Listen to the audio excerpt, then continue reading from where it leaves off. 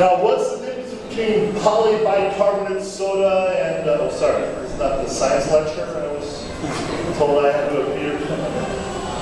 So my company's called Broadband Mechanics, my company's called Digital City Mechanics. We've got two companies.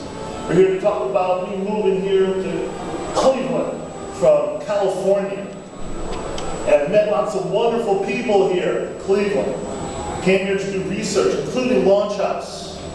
The Schwitzers. How many of y'all are hip to the Schwitz? Okay? Alright. Lots of beautiful people here in Cleveland. What we're trying to do is weave a tapestry to interconnect networks together. Launch House is a network. Jumpstart and the Idea Crossing, that's a network. There are networks of international entrepreneurs. There are networks down in Columbus. There's networks all over the place. Local Foods is another network. The sustainability people. There's networks all over the place. And the trick is how to interconnect them together so we can have the power of all of us working together. So I'm here to do research and to figure out how to create jobs. And to do that, you really have to understand the American worker and the kind of apathetic work ethic that we have. It's estimated most workers only do about 2 hours of work a day. Right? We wonder why we're losing the international global battle. Right? So we need to revitalize our American economy. We need to create jobs. And once you start talking about creating jobs, you have to understand, well, what kind of job it is that we're talking about. Right? Is a job a 40-hour-a-week, union card carrying, they pay my health plan and take out taxes kind of a job? Or is a job working at home with your computer as an independent person, working on a project-by-project basis? So that's the first problem that we have to solve, is that the economists don't count all these new kind of jobs. They're still looking for a forklift operator or bend metal kind of jobs. So they tell us here in the Rust Belt that we're failing because we don't create these new forklift operator jobs. So I came here, I went out into the community, and I've been trying to build trust and identify who are the players, how we can interconnect these networks together, how we can create jobs for workers.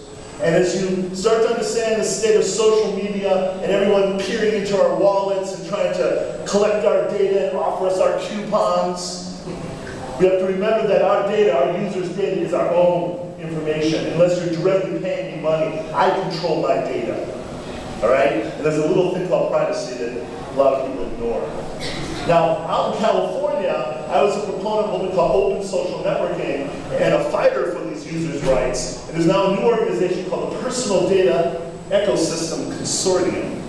So I just want to put in a plug for them. And what they're trying to do is create a whole way that all of us users can tell the vendors what's up.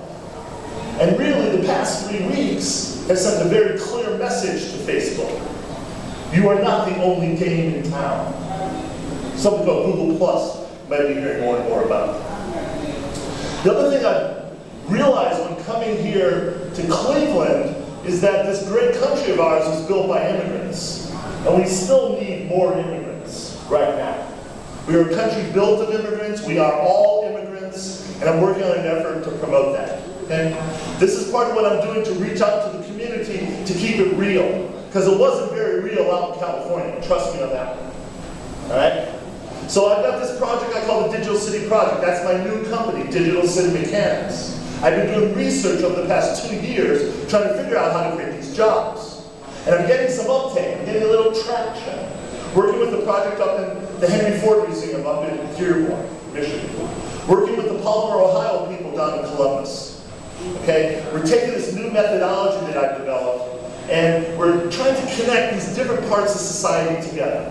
On the top, all those Silicon Valley entrepreneurs, they have plenty of money. They don't have to worry about paying their rent. There are these college students, they've recently graduated, they want to have jobs. But then there's this whole other strata of society that is almost hopeless for them. And the trick is to interconnect these three worlds together. So I've developed this new kind of methodology to do that. I won't get into the details now. But we're based upon some basic principles here. That if you can get people to see the value of online technology, and they can actually get something out of it, they're going to realize that computers are just the next generation hammer or screwdriver. They're going to realize that these tools that we're going to need from now on. So what we're doing is we're combining together, reaching out to the community, developing what we call an open platform. We'll bother you with the details right now. Only have 5 minutes.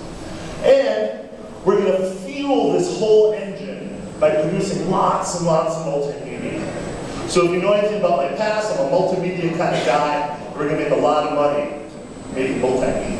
Trust me on that one. Now, it turns out that there are digital cities being built around the world as we speak. There's a completely synthetic one here in Korea called Songdo. All right? And they envision this beautiful, incredible city, and this is the kind of control tower they see running their digital city. Well, digital cities need digital jobs and digital citizens. So that's what Digital City Mechanics does. We're a company that helps build these digital cities around the world. And remember that the #1 issue we have right now in society today is jobs. All right? Thank you very much.